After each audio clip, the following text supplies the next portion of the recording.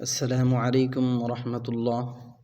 সম্মানীয় মুসলমান ভাই বোনেরা, আমি আজকের এই জুমার উপলক্ষে জুমার দিন করণীয় কাজের মাধ্যম থেকে একটি উত্তম কাজ হলো দুরূদ শরীফ পড়া।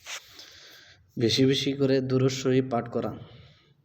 হাদিস পাকের মাধ্যমে আসছে, জনাবে মুহাম্মদ রাসূলুল্লাহ সাল্লাল্লাহু আলাইহি ওয়াসাল্লাম বলেছেন যে কেউ যদি জুমার দিন আসরের নামাজের পরে নিজের জায়গা থেকে ওঠার আগে এই দুরূদ শরীফ ৮০ বার পড়বে, তাহলে তার পিছনের সগীরা গুনাহ ৮০ বছরের গুনাহ আল্লাহ রাব্বুল আলামিন মাফ করে দেবেন এবং পিছনের ৮০ বছরের তার নফল ইবাদতের সওয়াব লেখা হবে।